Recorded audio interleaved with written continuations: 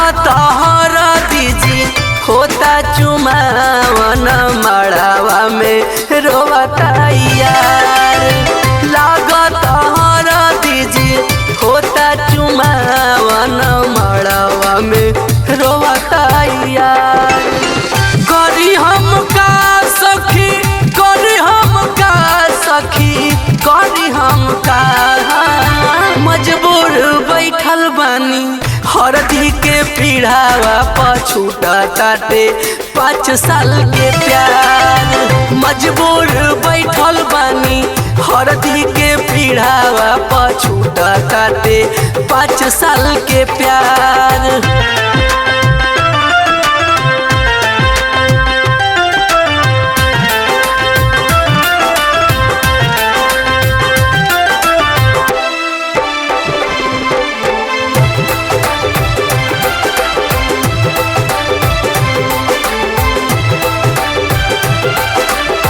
लागता जे मर जाई अबे जहर खाई, देखी हालत अपना जान के। हे सखी, उनका बिना हमहू कैसे रहब हो।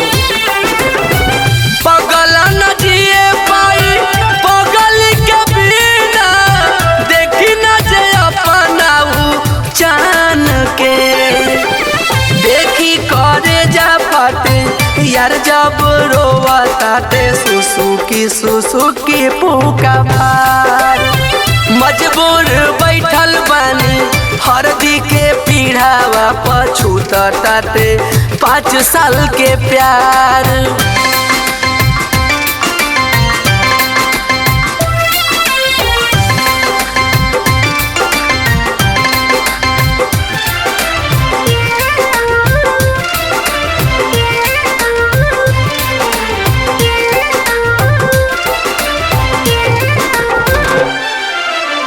जब ऊ कहेले सोना तू ही बारू दिल के कोना, कैसे भुलाई ओह पाल के।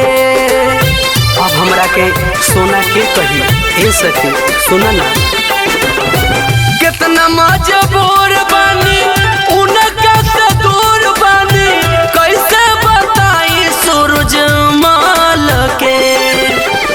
जाके समझावा तू ही एहो प्रताप कुंदन पगला ह यादव सरकार। जाके समझावा तनी एहो प्रेम रवि अमर रही हमार प्यार। मजबूर बैठल बानी हरदी के पीढ़ावा पछूटा ताटे 5 साल के प्यार।